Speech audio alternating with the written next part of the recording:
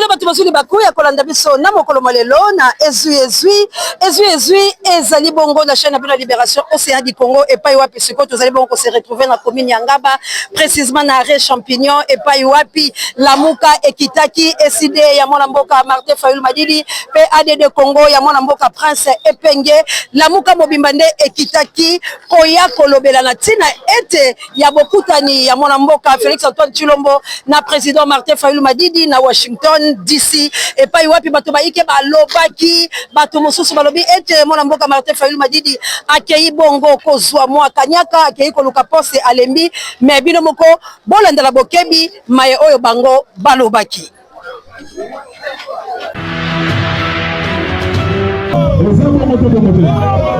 donc à tout de Kamaboko pour ça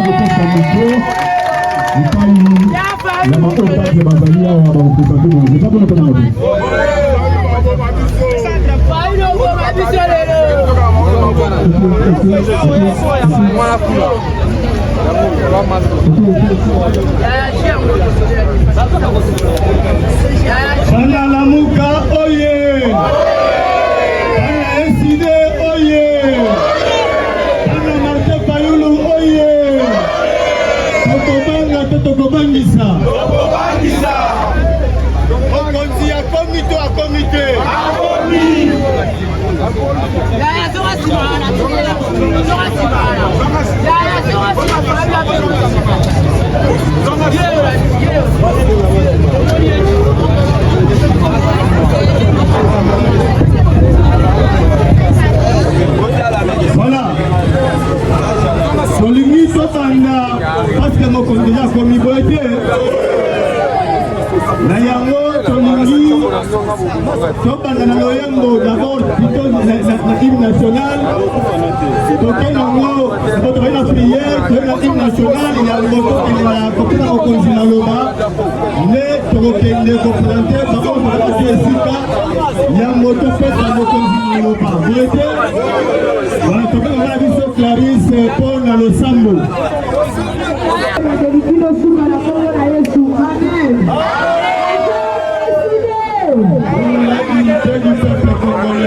Avec SID, Congo fort et prospère. avec SID, C'est possible, c'est possible, c'est possible.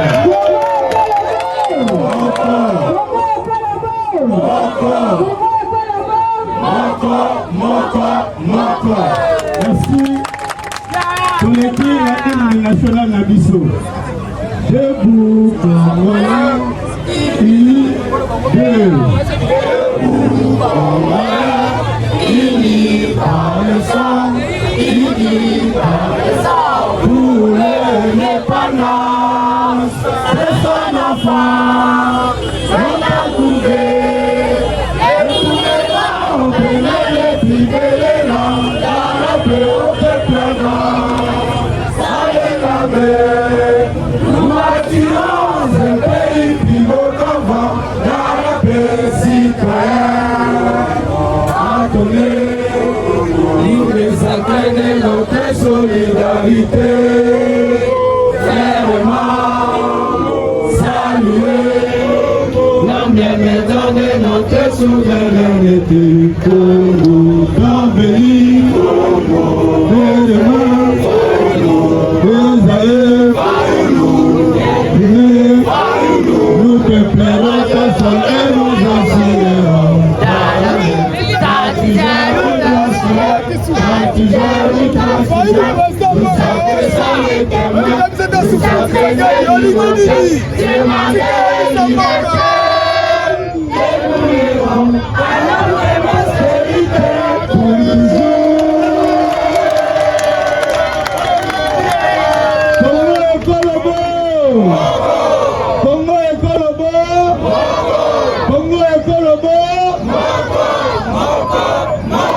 Voilà, tu peux signer pour Firenze Maloba.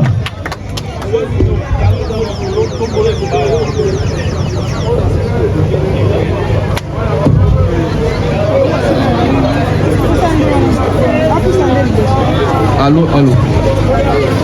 Bana SID mbote la bino. Mbote lisusu. Lelo et Sengo Ezali. Est-ce que vous avez les Sengo? Vous avez les Sengo? Secrétaire général de Vos, celui qui incarne la résistance même du parti. Est-ce bon côté? Est-ce bon côté? Donc, Bazé Barré, il est là. Avec tout le respect, nous vous accueillons, monsieur le professeur. Ah, on a place, il y a un résistant. Les lots, les bien d'ailleurs activité à un résistant. Parce que c'est lui qui incarne la communication du parti lui-même en Zali. Donc c'est pélité. Puis aujourd'hui, tout n'a pas de Martin lobby nini, c'est qu'il y a lobby dialogue. Mais Martin lobby nini. Oya ayebi neto lobaka na pensé les secrets de Dieu concernant la communication avec le président Martin Azaliawa. Mituna na bino dote koluka bozo bitu ne la solution les locales.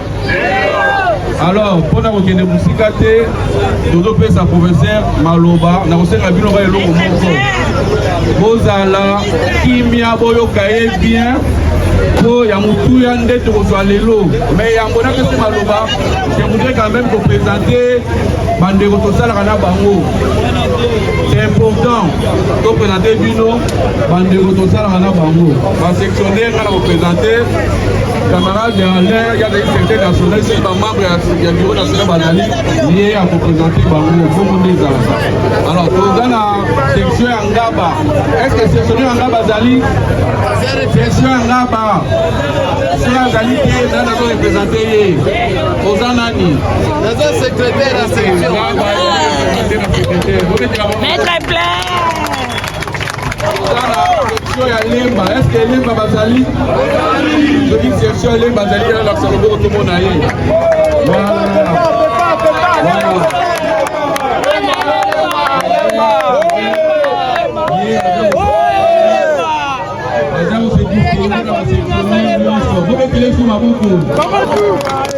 Alors, pour la section à Matete Bazali, Matete, sectionnaire à Matete.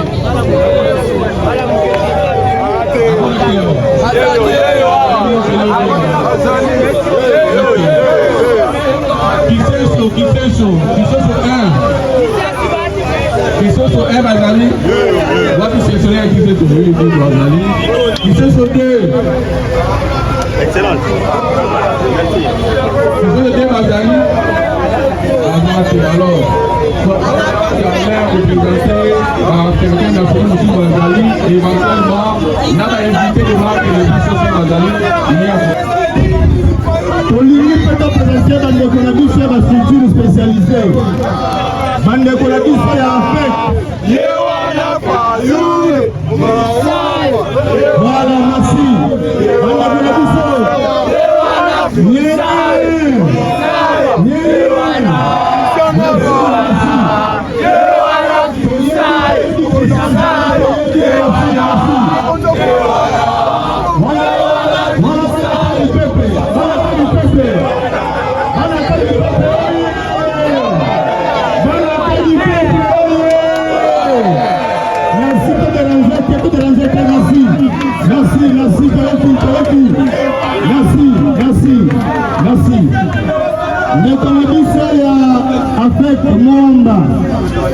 Valérie Azaliawa, voilà, merci.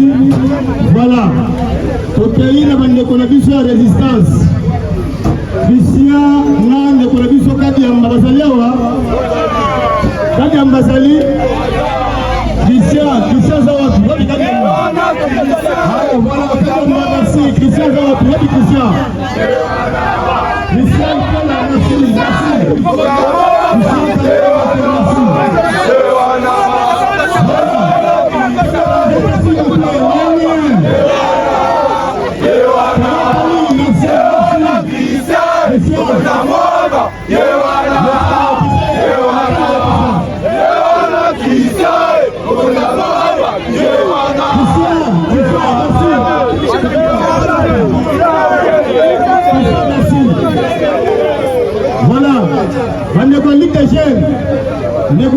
chancelier Lungu, Azaliawa, Azali replanté par Kalefa. Voilà, merci. Kalefa, merci. Mbote, merci. Voilà. On a dit il y a ADD Congo. ADD Congo, ma cadre nyonso ya insiné mwamba batalia wa paix à Bureau national totoma maboko de likolo voilà ma coordonnateur nous appelle de résistance batalia wa paix voilà fils il fait ma université parce que la moto voilà donc il faut pas se maloter à mokonzi est-ce que tu fais pas maloter à mokonzi biso je sais pas de passer micro yango topesa micro na bengi signe de plus topesa mbote de plus ça va rapidement de plus il faut me pousser s'il vous plaît de plus pour venir avec la mbote avec SID avec SID avec SID c'est possible, c'est possible, c'est possible. Congo école bon. Congo école bon. Congo école bon. Toyebi nde bayambaka mokonzi soki akiti mabele. Mokonzi ya munene oyo azangi fayulu na nsima akiti mabele. Mabele ya camp du peuple représenté par Christian Itela. Tokobetela mokonzi moboko makasi.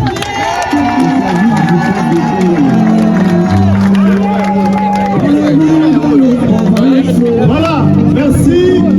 Merci Mokonzi Maloba sous nos acclamations. Voilà.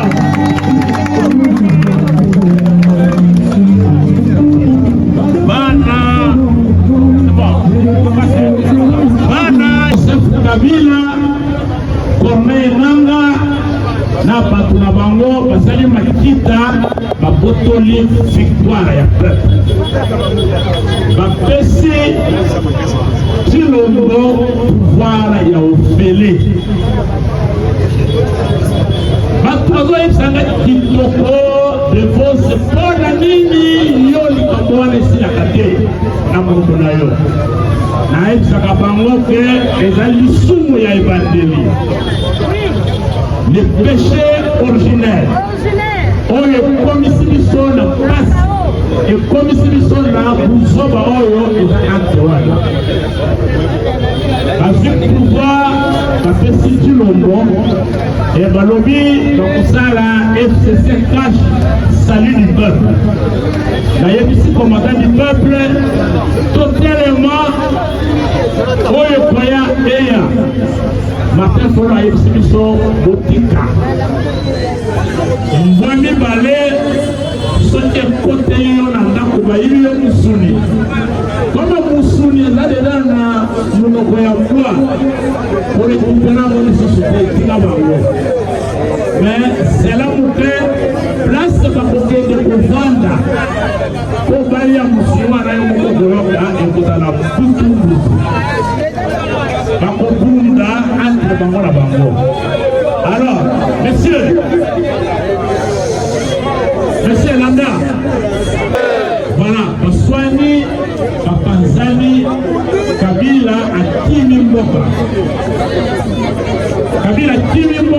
Tshilombo tikali et après koswana na bango koswana banguna bakoteli biso na mboka et Dieu est répandu. Bande Ronangai, la ligne pour comprendre bien. Soki Moukou a émission que pour la Est, non, et réveillé Zoya, dans les Tshilombo, il y a des Moukou na yo et ça va bien. Ce sont les royautés. C'est l'armée rwandaise qui est dans notre pays. A utilisé ma mécontent, ma écrit, oyo baswana qui na Tshilombo pour ne pas masquer, pas pour nous. Commandant du peuple, Martin Folo Aydiango. Alobi, mboko tozo wela ezali kokende.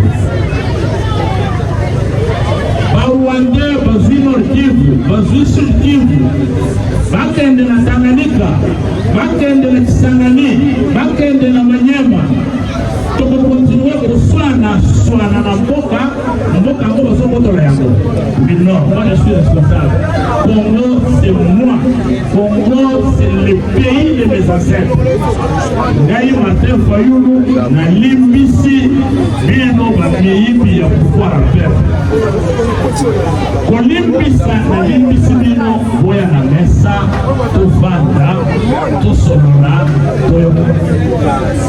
Bande konangai mutu oyo boyiba di pouvoir alimbisi bino abendi boya kovanda na mesa tovanda tosolola asali malamu to asali mabe asali nini voilà sikoyo ba oyo bayiba di pouvoir balingi koyokana te. Kabila alobi nana koya kuna te sino mwasi akondane na mort alijabo mangai sino alobi Kabila wana tiki na biso azo apusali pembe ya ko mangai mais dino mi bale ko kana di oyi pouvoir faire donc comme ko banga na entre bino na bino pour la nini. Voilà pourquoi chers amis, Martin Fayulu a commencé à se battre depuis 5 ans. Dialogue national inclusif. Mais Batu Niso, dialogue oyo Martin Fayulu azoluka. Tokokende koloba nini? Kolobi tozana terme moko. Terme na biso vérité, réconciliation et cohésion nationale. Et voilà nangai. Voilà biloko komisa. Ya liboso vérité. Koloba vérité. Ya liboso nini? Vérité. Ya liboso nini? Vérité. Ya mibale réconciliation. Ya mibale nini? Réconciliation. Ya mibale nini? Réconciliation. Ya misatu cohésion nationale. Ya misatu nini? Cohésion nationale. Ya misatu nini? Cohésion nationale. Voilà. Vérité bonne année. Mais Kabila, okome kotambula na samba. Okome mal à l'aise na mboka okambaki 18 ans. Okome clandestin. Lelo komi na bomba, oboma mobomba. Lobi na Bukavu, oboma mobomba. Lobi na Kigali, et tout ça. Mais pourquoi tu as fui le pays que tu as dirigé pendant 18 ans? C'est la vérité. Kabila lobi, Martin Fayulu, ngai na kosigner accord na kilo mbote parce que y a respecté na accord te. Martin Fayulu lobi toko yebisa ye. Accord oyo ya signé na kilo mbo respecté. Et accord yakana mesa oloba. Vérité. Soto signaka ko badiamba. Etalio. Mais ce qui est accord, il y a intérêt à Congo. Il y a quand même ça. C'est ça, très bien. Mais sinon, pourquoi on peut vendre pour ce pouvoir? Pourquoi on lobby? Il y a ce qui se dit dialogue, il y a Koyate. La vérité, quel est le problème? Nous aussi, on a des problèmes pour les proches. Ceux qui te rejoignent ma vérité, et plutôt se réconcilier. Alors, les lèvres sales s'élèvent où? En famille. Les lèvres sales s'élèvent où? En famille.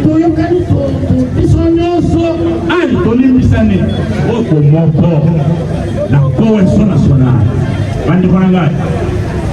Pour que Tolonga Bitumba, Oyo, armée rwandaise, côté l'émission en Boka, il faut que ça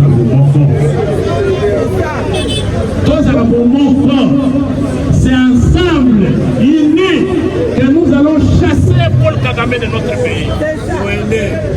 C'est ensemble, unis, dans la cohésion nationale que tu peux libérer notre Kivu. Tu peux libérer ce Kivu. Yamo wana bandi kunagai. Martin Fayulu era lobi makamwana bandeko ba parti mususu balobi non Martin Fayulu alembi akomi soufflé, à quel point Moussala et pas Tilombo. On a accueilli un Kourkambongo. Mais les lots, vous allez avoir, vous allez que Kourkambongo, Bango Sigoyo, Balati dialogue, et commis, et l'eau pour la Bango pour les Kabiso. Je vais vous rappeler une chose. Oh, Martin Fayou.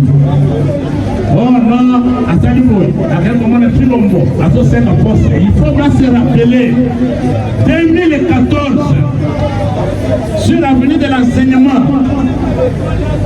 2014, Kabila a envoyé un commando qui avait enlevé Martin Fayou. Dans le milieu de la démerde, il y a ML, il y a Mercedes. Il est l'autre wana batotilo mukana yango na tuna kabatu ya Chilombo mukolo mosalaki remise et reprise. Est-ce que Kabila teki na papier que azana chipe ya Martin Fayou matikili bino il est long 2016 Martin Fayou a été tabassé comme un voleur de poule parce que mon dos du pas va mettre dans sa moto. Tout le monde était là. Vous avez vu ça. Après, Bakani Hôtel a eu 3 ans. Pendant 3 ans. Mais les autres, la personne qui a le pouvoir. Tout le monde va dire que la parole à la Mouka. Bakei Kokota, Makita, la Chilombo, Bakoti, Union sacrée. Est-ce qu'elle va gagner? Balakati biso, elle va zongi, babimi, babisi biso rapport. Oui, les lots, la zone va passer en bongo, On a moins qui mouille à l'État. Nani parmi Bakouazoro, Balabawana, papa n'a pas la commerce. Article héritage, il y a un bongo, le seul parti politique qui se plante à travers le pays, le fait fond, la côte massive, Izezengo, Kingundi, na Kei Bulungu, Vanga, Awana Uti Idiofa, Mangai, Kalo, na Kei Sekebanza, Goma, je suis en train de tourner. Et nous sommes là sur le terrain dans ma casse de Bissoumoko. Depuis 2018 jusqu'à aujourd'hui.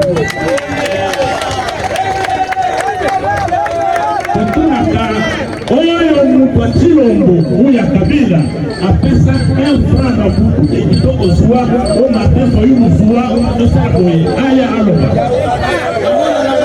Kazali, peut-être que Kambu va m'assumuter. Mais moi, n'a pas de problème. Pour Kendaka, la palais de la nation, tout le monde est là. Oui, ici est convoqué dialogue. Bon que ça kokende to vanda to solola to longola Paul Kagame raison oya zo soa azui bande ko na biso na otal si lo balobi matin dans 2 semaines na benga basango to sala dialogue 2 semaines dilelo awa ba invité bango na États-Unis na subisa na qualité wana ba invité bango na États-Unis basali dîner ya prière mais matin faut la côté na salle amoni Chilombo liboso aso prier Chilombo so prier na salle Robert Wafani Moïse Kanga ya Kabila Fani nga matin faut na Fani amoni bati pepo Fani bango nyonso bavandi nyonso sambela nzambe sala makasi tozala bomoko tout ça donc yo prière na yo kaka na États-Unis ya bomoko soki okomi na Congo oponi bato ya kosolo na bango bamosusu na bango te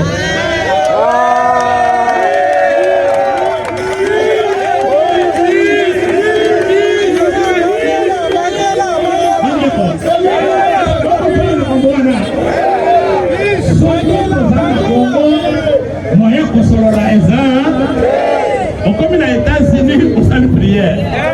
Ça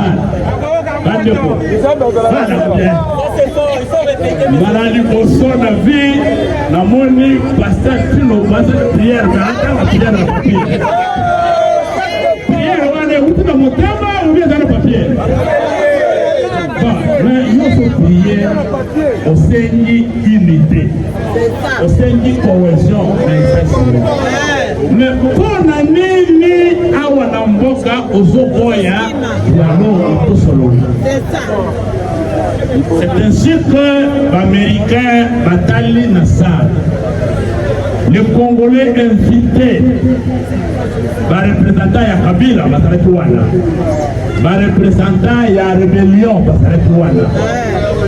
les représentants de l'opposition de la Batali. Nani parmi les délégués, Oyo Azana Bois, Azana Papa.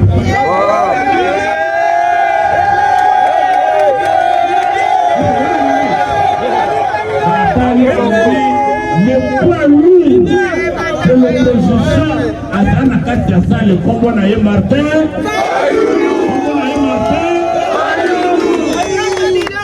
l'Américain va organiser ce matin, nous en tant que leader, en tant que président élu, nous pouvons la pouvoir organiser une discussion pour ce moment naturel. Voilà, président Lobi, moi, ça y est, soutien 10 000, je suis prêt. Est-ce que ceux qui ont 10 000, il est prêt pour vous rencontrer? Tout le monde vient à sa prêt. Est-ce que vous avez dit? Allez, c'est ainsi que, voilà, on a bien. C'est ainsi que les Américains, organisateurs et dîner chrétiens, si vous êtes réellement les chrétiens, ceux qui vont être réellement na Congo ya Yesu, pour la souka prière, tout le monde au nom de Jésus-Christ, notre Sauveur, Amen. Ceux qui réellement vont reconnaître Jésus, voilà, Kilombo, le président élu, va sololi avec la médiation de la facilitation américaine pendant 1 heure. Donc, ceux qui m'ont pas dit, je vous dis la vérité. Mais c'est Kilombo et le président élu se sont rencontrés aux États-Unis. Va discuter pendant 1 heure. Mais selon le Nil, il y a le Bosso, commandant du peuple, a réitéré demande Naye Yakoyibsa Chilombo contre n'était convoqué dialogue. Signer ordonnance convoqué dialogue. Dialogue wana ndenge yo moko lobaki. Et dialogue il faut être inclusif et apaisé. Mais yo moko lobi pour ça le dialogue inclusif et apaisé. Yo moko solobi de la consolité, de la consolité, de la consolité. On se loba une chose et son contraire à la fois. Donc, tout tika makambo ya kokabwani batunya soba za la wana. Et le président a insisté. Yasuka, le président a insisté. Pour nini ozobo ya basango. Ndekonangai Kilombo yabaka. Tous les pays du monde qui se sont affrontés à l'église catholique, à l'église protestante, ont échoué. Les églises, c'est une machine. Pourquoi t'as un conflit, le bango pas maté?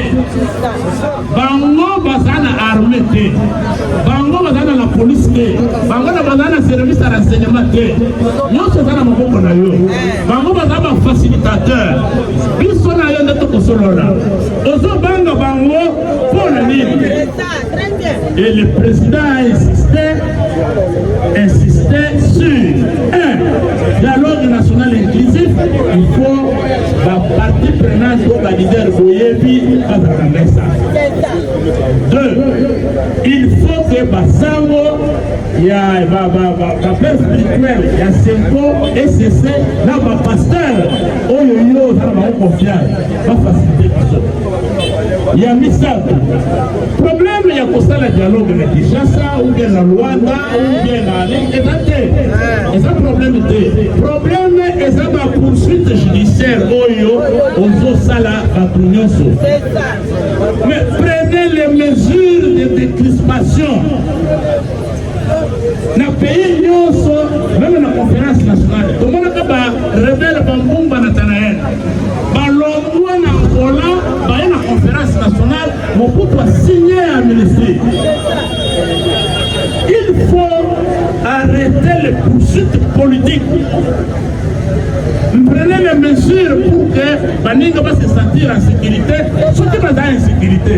Elle est dans Kinshasa, elle est dans Rwanda, elle est dans Brazzaville, en Koya. Bandeko. Information d'après Sabino, selon le commandant du peuple à Ipsinaka, M. Chilombo s'est montré ouvert. Il a promis que, à cause de la dialogue, à cause de l'effort pour que ça passe bien.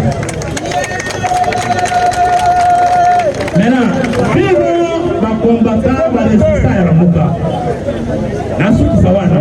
Bossez attention. Kosepela nanu te. Chilombo akolo beloko moko na tongo. Na midi a changé. Pour la bakoma na pokwa et comme eloko mosusu. Et voilà na ngai. Que tout le monde ordonnance était, il faut tout maintenir pression. Voyez que na mutu ya Chilombo eza biloko mibale. Eloko ya liboso eza changement ya constitution. Soti kaka bolali bo baisser pression. Amoni que sikoyo tokomi bazoba akochanger constitution. Ah oui. Yami Balé, ceux qui vont faire attention pour bloquer le changement de constitution, Yami Balé a zolu glissement. Alindi a retardé Bino, comme en 2028, à ce dialogue, histoire de pousser la transition à 2 ans. Voilà bien. Ne soyez pas distraits. Voilà pourquoi le commandant du peuple le Riboy. Binoba na Lamuka. Botika débat, oyo bande kumususu bazo sala. O biso to koyate na dialogue. O biso to koyate. Dialogue wana ndena li organiser yango, ndena na eto koyate. O koyate. Est-ce que vous dialogue na convoquer yango? Quand on convoquer dialogue, c'est pour on doit la musumi ya lieu alors que lui a sotamboula. Voilà pourquoi nous sommes si l'on va organiser, à convoquer un dialogue inclusif, convoquer on a convoqué le Kinshasa, convoqué le Kinshasa. Sorti pour bandi, Toboy, rien, on a peut-être à l'India, dialogue ou à la tête. Pour couper ça y est raison. Il y a un moment où on a vu le lobby, et récemment, on a peuple, le prince de pays, il a été qui est Toya, dans ce moment où on a non, non, on a Toya. Donc, on a félicité le Konanga et Penge, porte-parole et Alamuka, et Razum Aloba, alors nous prenons acte. Il y a volonté, il y a organiser dialogue. Donc, il y a une discussion. Moi, la maille, va comprendre les terres. Le bureau est peine pour le dire à l'obéboy. Oh, et peine à l'éviter. Vous parlez de dater. Tout petit est défi. Pour qu'il y ait une discussion. Convoquer un dialogue de tout le monde à Yango. C'est ça. Très bien. Est-ce que voilà la maille? Est-ce que voilà la maille? Ce qui moto alobi Martin Fayulu andimi dialogue ya Tshisekedi oh non corrompu yebisaye andimi dialogue ya Tshisekedi yo moni yango est-ce que dialogue basaka bango na monoko dialogue conférence nationale souveraine Mobutu a signé ka ordonnance a convoqué conférence dialogue ya San City ba sud-africain ba convocaka ba bengisi bato dialogue ya Saint-Sylvestre oyo tosalaki na Kabila awa Kabila asinyaki ordonnance mais oyo ya Tshilombo nana ordonnance bomoni te kaka na maloba bokomi koloba tokoya te mazodisdar bino eloko bandaki kozela ezake bolobaka ye tokoya te azwa raison mais biso tolobi te toki bango bakoya te convoke biso tokoya akoloara ke tokoya neti bana mingi tokoya te ndenge azokanisela tosala defi tolekisa ke yoza besoin na yango te soki aza mwana mobali akonvoke bino tozala na kaye de charge na biso ya lamuka toyebi nayebisaka bino tozala na biloko mitano tokokende koloba na dialogue ya liboso yebisa biso pourquoi bitumba ezosila te qu'est-ce qu'il faut faire pour que tosilisa bitumba il faut bitumba esila barwandais armée rwandaise bazonge mpa na bango. Ce pays n'appartient pas à Paul Kagame. Ce pays n'appartient pas à l'armée rwandaise. Les Rwandais doivent rentrer chez eux et laisser notre pays tranquille. C'est là que Bilomana la Moukana Fonga Bilomis. C'est ça la différence entre combat et démocratie contre Tshilombo et combat et Mboka contre agression étrangère. Nous pouvons s'abiloter. Soit qui obéissent à Rwandais pour venir à Tshilombo. Donc après pour venir à Tshilombo, Bango va se Mbalali Bosso, Matiaka James Kabarebe, ministre de la Défense ya Rwanda, comme chef d'état-major de l'armée nabiso. Tout le monde bakoya basi bafongole misu. Soki babengani Tshilombo bakuzo Rwandais batie président de la République. Voilà. Et que bondimi que pays au Congo est dans la colonie de Rwanda. Yango na yebisibino que ce n'est pas parce que tu es contre Tshilombo qu'il faut tout soutenir Paul Kagame. Non. Faites la différence. Tshilombo, c'est un Congolais que les Rwandais et Kabila ont utilisé. Donc vous essayez jusqu'à ce que tu organises ma polème. Et voilà, on a bien. Alors, mais au même moment que nous avons les termes, au même moment, il faut que ça les unisse pour que tout le monde armée rwandaise. Là, on applaudit. Voilà, et le et l'autre ami balé pour que de Koloba. Adalo, qui moïbi ya bongo ya l'État. Bande konaye Sabino. Denge batu ya Tshilombo bazoli ya bongo ya l'État. Ata soso tiki ya nguba akuli ya ngobo ipi.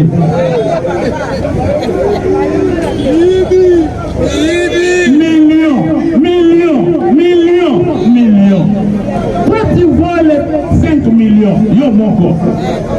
Tu vois les 9 millions, 10 millions. Si vous avez armé Kopunda Ndengenini. Yo lobby pour Kagame azo raffiné or na biso na Rwanda. Mais ici na wana ya raffinerie ya or na Rwanda batonja ngona 5 millions. Mais yo moko yibi 5 millions ok ko solo banda ko na poto. Et tu te plains. Comment on peut laisser tout un pays où les gens ne volent que des millions, Et ministre de la Finance à Kalalobi, ce qui m'ont envoyé, Tokapoli, après, on va réfléchir à Sima. Bon, c'est pas ça. Moi, c'est la mise. Il y a mis ça pour respect à droits humains. Justice n'a pas de Koufi. Tala, les Bakanga. Bisa lobby, kokanga batu wa kabila, kokanga batu ya opposition, soti mutu asali mabe, kokota na katite. Bino moko boyebi eloko kokangeliye. Mais soti okangi mutu, et respecter la procédure.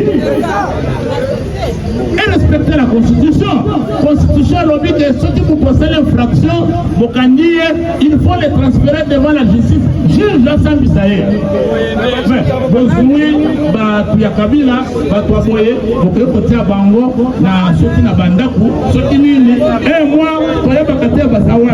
Est-ce qu'on est dans la justice? Mais tous autres soupçonnés que cause de la propre la vie, non? On ne peut pas prendre un grand responsable politique connu pour que l'on bombaye, place mon comme on le compagnie. Une semaine, 2 semaines, 3 semaines, 1 mois. Mais amenez-les devant la justice à Samba. Sorti mon tokanyo, à sorti ma pété. Est-ce qu'on y a mis là? N'a pas yo ça. Au botama. Comment yo continue à boire binga? Yo ça n'a. Yo les gars Jésus. Voilà chers amis. Il y a une réforme électorale. Makambo tout le monde en 2018. Na makambo oyo eleki na 2023. Yango mwani na felicitaka mama oyo mama Belinda. Akanga papa moko azana avenue oyo na machine. Papa moko ngaba. Akanga na machine. Abeni ngeboya na kanji machine a voter ezawa na ndako wa mundu. Papa ngoba evalide hier. Ye moko ba ndikoleba. Allez, go kabuya yela kinga machine. Oh, nana yela kime wa ba yela kiyo machine. Esa machine wana eza ya yo ubie ya seni. Mais basali kusoba wana. Il faut que 2028 maponami ya malamu esa. Soki boyoni tolingi dialogue pour que bitumbesila. Toboyi bitumba et continuer pour que Tshilombo soit raison que tant que bitumbesali moyen à organiser l'élection et il faut résoudre notre longola yango.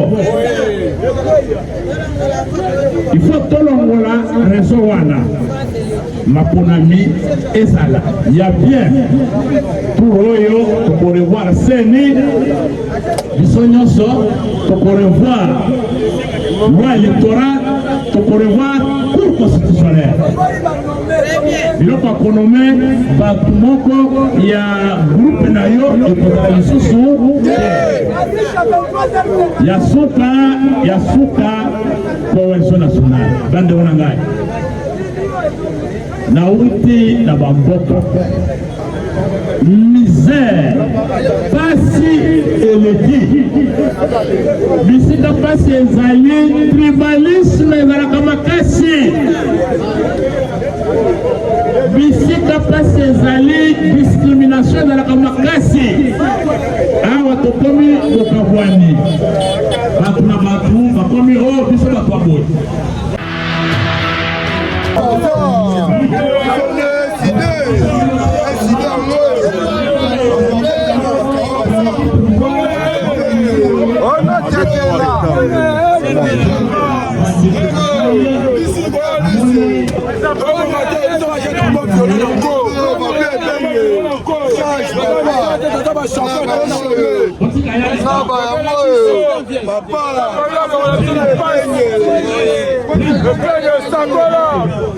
Lobango papa, oh le bala mission to landaka yo.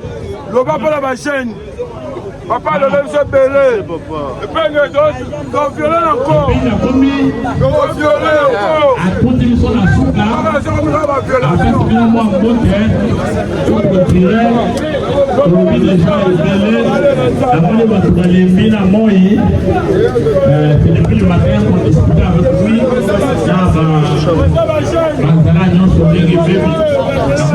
Voilà, est-ce que vous la dites bien? Vous la dites bien? Bondi Sabash. Est-ce que vous bongo? Na yebisi bino muntu azana mbongo ya kokorompre amatefulu azali bango bayebi très bien que travailler 20 ans comme agent ya Exxon Mobil, directeur ya Exxon Mobil dans 5 pays africains, directeur général, la plus grande compagnie de pétrole au monde, directeur ya mobile na Nigeria, directeur ya mobile na Éthiopie, directeur ya mobile na Mali, directeur ya mobile jusqu'à combien na Congo na biso. Alors ndeko na ngai mutu akoma na baniveau wana yo okota na poste politique oyibi mbongo papa na yo asala te atikila yo héritage te okona yo lokolompre ye okolompre Martin Fayulu. Voilà, donc Martin Fayulu azokundela bato oyo bazofunda ye bato oyo bazoyoka bazolobaloba wana bango nde azokundela pour ke bakotana dialogue. Mais mwana Nzambe azalaka na valeur mibale Martin Fayulu c'est chrétien papa bonga malamu il a le pardon bango nyonso wana na dialogue bakosepela bakopesa ye merci oyo aza endra atikala etali ye ola peuple bisila yango.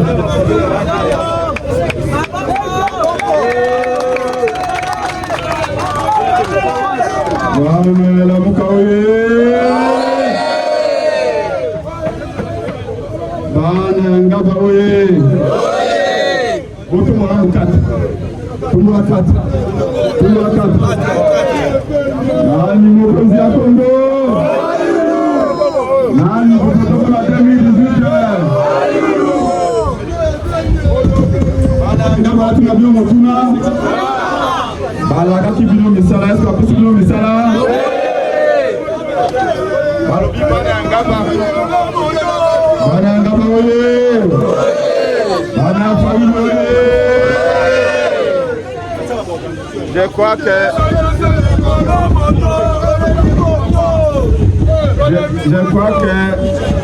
professeur de vos plutôt passé à l'obignoso Nenga wutu koloba ngai na kopesa bino obembote alibote mais eloko moko na koyebisa bino boye baete pasi tokomona na Congo ezali normal biso base tokomi obeba tokokumba moto est-ce que eza normal? Citation ya komona babalabala boye est-ce que eza normal? Congolais komesana na pasi te. Congolais asa mesai na pasi. Comment mutu avandi na balabala boye akokunda pone tolo na ete est-ce que eza normal? Comment mutu akomela ti nesika ya boye akomona yango normal? Yango tolobi ete changement ya solo esengeli na 2028 yali boye te et mpo na kokoma na 2028 tolobi ete esengeli tosala dialogue national inclusif. Est-ce que bondimi yango? Bondimi yango?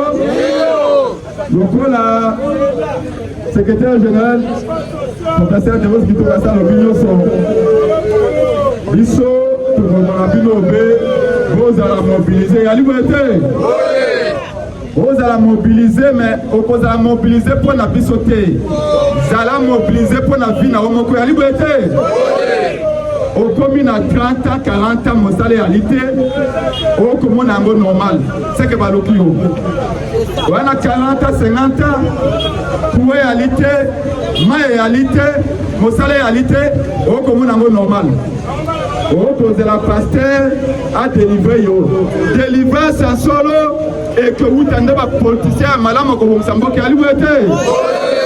Pona yango biso na bino na lamuka na dede Congo na eside to ibsinete to ali na candidat malamu babengi Martin Fayulu aliwete. Oyo akoya ko bongola makambo na olenge sengeli. Pona yango rendez-vous yali 2028 rendez-vous yali 2028 et pona koma 2028 pour le bito le kalanzela dialogue. Professeur à l'université de Vos qui toka sa ebisino nyoso. Dialogue yali pwete to récupérer ma brene na biso kaka mazu yali pwete. Dialogue yali ete to sangisa ekolo to so ekolo moko yali pwete. Dialogue peut aller pour le voir la vérité. Pour tout se réconcilier. À liberté. Mais pour nous ça, dialogue et à liberté pour de tout le bas. Falanga l'état va courir bango mikolo. Kandoa nesa nini. Pe yasuka. Tout ça la CNI asika. Tout ça la Cour constitutionnelle asika. Pour la élection à 2028, mon pays va les sous. Est-ce que vous continuez ma glissement? Vous continuez ma glissement en 2028? Voilà. Dans mon pouce, tu vas y pour le Bayango et Wana, dans ma immense professeur à sa lobby. Mais, tu l'ingis peut dénoncer moi l'intimidation. L'intimidation, elle est qui? Et si vous voyez, président, et si vous voyez, Azali Wapoué, coordonnateur, et si vous voyez, pas de résistance, vous voyez. Christian Zab. Pour Bandego Christian, Badaba victime d'intimidation. Baba victime de la menace. Les Cambouans, Tolinga, Sous. Pendant 7 ans, tu dois pas mingi. Tu vous dis mingi, on a intérêt à Mboka. Professeur Lobi Angobwe. Fayu la kuluka dialogue pour na yemoko. Tango to kuluka dialogue. Félix Alobi kiza na Mboka te. Problème réalité. Même dans la opposition, va finir qui biso. Tout le dialogue pour la nini. Mais le lot va te passer, pas zongi na nini. Vous pouvez donner un président de ma boca.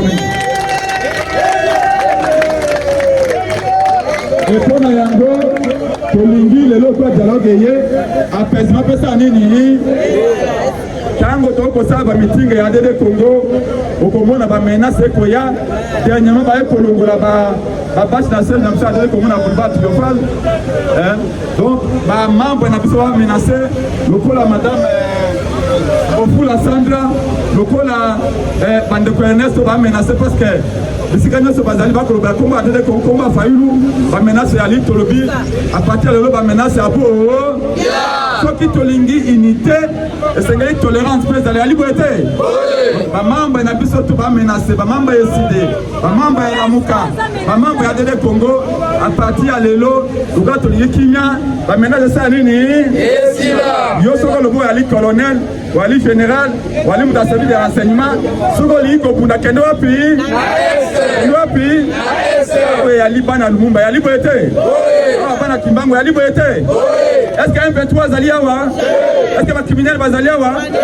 Yoko Yawa, Ongaï Boukoumeste, Ongaï Boé, Boukoumeste, Tala commune, Salité Boé, Tala Salité Boé, Boukoumeste, la Korikuna, à cause de la Kabambonga, maman, comme on a passé, c'est normal. Lobby, intimidation, menace, et si là, particulièrement, maman n'a pu faire de Congo, on va commencer Bango, nous quoi passant dans vos foules, peu par Moussou, nous quoi la bande de Kogelo, à partir à l'élo, Tolingi, Tokende na unité et cohésion. Ce qui va dire cohésion, il faut prendre la cohésion. Mais ce qui va dire mutu, oye koya, Tondi bino motondi, ça va battre la bino.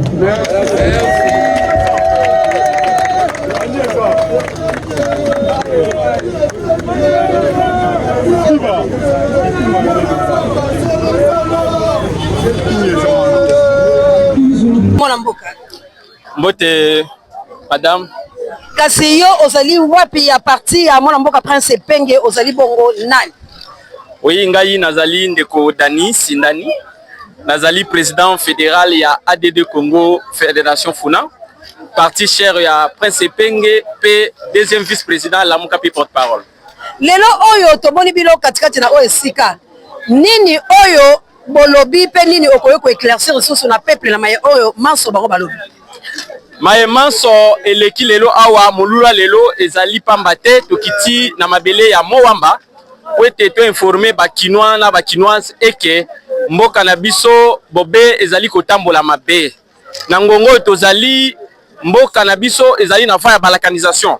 Il faut to dénoncer balkanisation, complot international. Oyo ezali po ete mbala Congo lobi tozasu na bomoko o tozana ngo lelo te. C'est pourquoi biso to kitia wa pamba te po to koma ko sensibiliser bana mboka bazala prêt et que etumba ezali monene. Biso banso photo yokana, biso banso photo lo balilo bamoko. Po ete Paul Kagame azali toujours ko continuer ko déclarer et que atako etumba ya azali ko bunisa mboka Congo mais objectif na ye ezali ko botela biso mabele. O bakoko na biso batika. Oyo Lumumba, oyo Mama Kimpamvita, oyo Basimo Kimbangu babundela bakufela. Yango wana biso lamuka tolobi boete. Il faut totelema lokola bana mibali ya solo, totelema lokola bato oyo bazali na sens ya komona lolenge mboka ezali kotambola. C'est pourquoi présence na biso ezalaki awa pona conformer bana mboka lolenge nini poto sala pote balkanisation et komate lobby. Merci tokozo pena tango mingi te kasi nini okoyo ko ebisala bakongo mani nyonso na tango otokomi bandima dialogue po ba miso bazali koboya. Est-ce que soki balobela ba olika dialogue bandima tope baboya? Dialogue ezali voix moko ya malamu voix pacifique, c'est-à-dire soki ndaku bisika bofandi bobeki kimia ezali te papa to mama bazwaka responsabilité ya convoquer bana nyonso. Pona nini bitumba ezali kati na bino bana, pona nini bino na bino boyoka ezali te akofandisa bana na kati ya famille afandisa libota pe basali dialogue ezali boyokani, c'est-à-dire tozali expliquer ba congolais lelo to ndima dialogue national inclusif pamba te soki lelo to ndimi dialogue te, c'est-à-dire tozali pour la balkanisation parce que bangune na biso ya mboka Congo bazali ko utiliser bobe bana na biso moko ba congolais lelo baye bazana maboko oyo basime mandoki bazali ko utiliser bango lokola guerre d'agression et comme guerre moko congolais mais car ezali guerre ya bayini ya mboka o banvayir mboka na biso siko pona ko silisa nyonso wana bobe photo zonga na dialogue to yebisa ndeko nanga atika mandoki azonga na sens ya patriotisme mbe bobe na sens wana nde toko ndima kozongisa mboka na biso lolenge ezalaki mokolo oyo babelge batikela biso toute l'intégrité territoriale mokolo Félix azwaki pouvoir ndenge ba azwaki tous les 145 territoires ezonga na